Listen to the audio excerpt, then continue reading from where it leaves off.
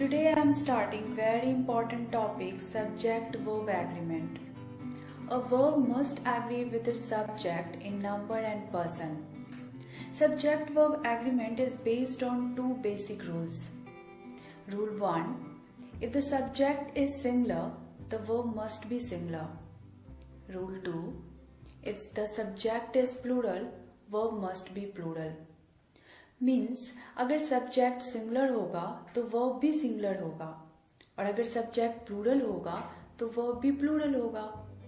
मैंने अपनी previous videos में डिस्कस करा है कि अगर नाउन के साथ एस या ईएस लगाया जाए तो नाउन प्लूरल बन जाता है, वही अगर वर्ब के साथ एस या ईएस लगाया जाए तो वर्ब सिंगुलर बन जाता है।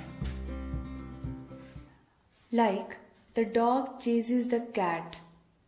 यहाँ डॉग एक सिंगुलर नाउन है, इस कारण से सिंगुलर वर्ब चेजेस का यूज हुआ है। Now look at this sentence, the dogs chase the cat. यहाँ डॉग्स एक प्लूरल नाउन है, इस कारण से प्लूरल वर्ब चेज का यूज हुआ है। So I can say if subject is singular then verb must be singular and if subject is plural verb must be plural. ये दोनों रूल्स हर सेंटेंस फॉलो करते हैं और अगर हमें इनकी जानकारी भी हो तो जरूरी नहीं है कि हम एग्जाम में अच्छा स्कोर कर पाएं। To score well, one must know some specific rules related to subject verb agreement. So let's start with rules. Rule 1, ये हम जानते हैं कि सब्जेक्ट सिंगुलर होगा तो वर्ब भी सिंगुलर होगा। But if two singular nouns or pronouns are joined by and, then verb is plural. अगर दो सिंगुलर नाउन को and से जोड़ा जाए तो प्लूरल वर्ब का यूज होता है। जैसे Reena and Meena are playing, he and his sister are singing. But there is a one condition in this rule. If two singular nouns joined by and refers to the same person, things or idea, then verb must be singular. अगर दो singular nouns एक ही person, things या idea को indicate करे तो उन्हें and से जोड़ने पर भी वर्ब सिंगुलर फॉर्म में यूज होता है। For example, the magistrate and collector has come.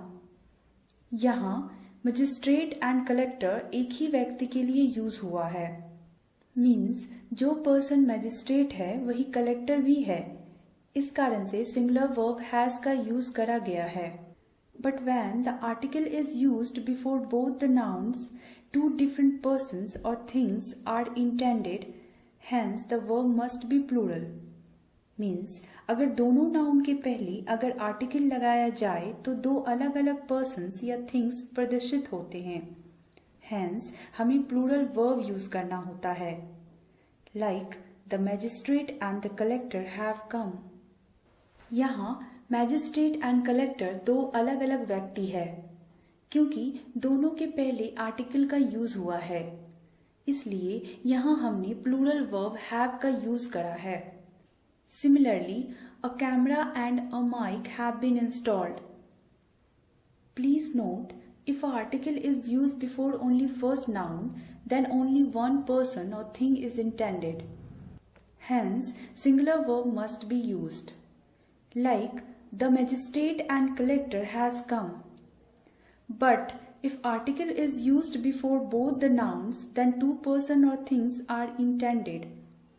Hence, plural verb must be used like the magistrate and the collector have come. Now, next rule देखते हैं। If two singular subjects are joined by and, but before them there is each or every, then singular verb is used.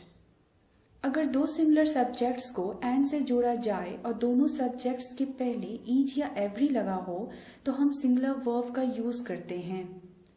For example, it is wrong to say each manager and each officer have to attend the meeting. यहाँ हमें have की जगह has का use करना होगा।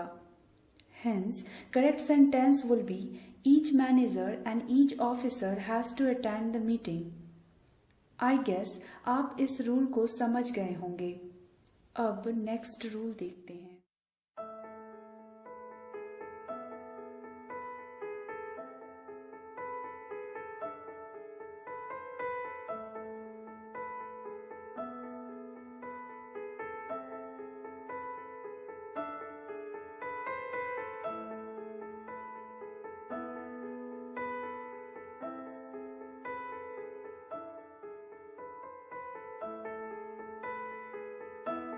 अभी आपने देखा how verb is used when two nouns are joined by and.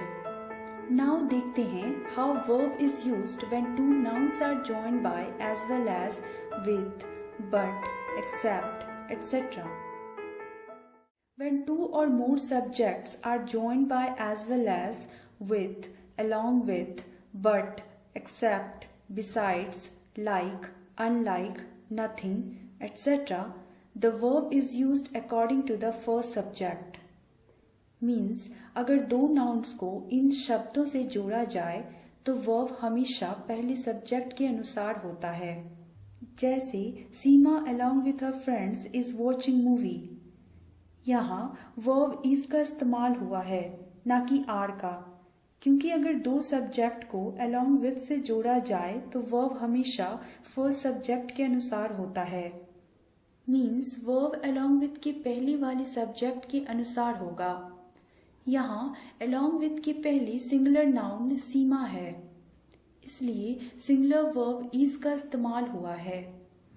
अब नेक्स्ट रूल देखते हैं। When two or more subjects are joined by or, nor, either or, neither nor, but also, etc., then verb is used according to the nearer subject. अगर दो subjects को conjunction or, nor, neither nor, either or, etc. से जोड़ा जाए तो verb पास वाले subject के अनुसार यूज होता है। In simple terms, nor, और एटसेट्रा के बाद जो सब्जेक्ट आएगा उसके अकॉर्डिंग वर्ब का यूज होगा। For example, neither you nor I am going to meet him. यहाँ वर्ब का यूज नॉर के बाद वाले सब्जेक्ट आई के अनुसार हुआ है। कई बार एग्जाम में नॉर के पहले वाले सब्जेक्ट के अनुसार वर्ब का यूज करके क्वेश्चन पूछे जाते हैं। जैसे इट इज रॉन्ग टू से neither you nor I are going to meet him.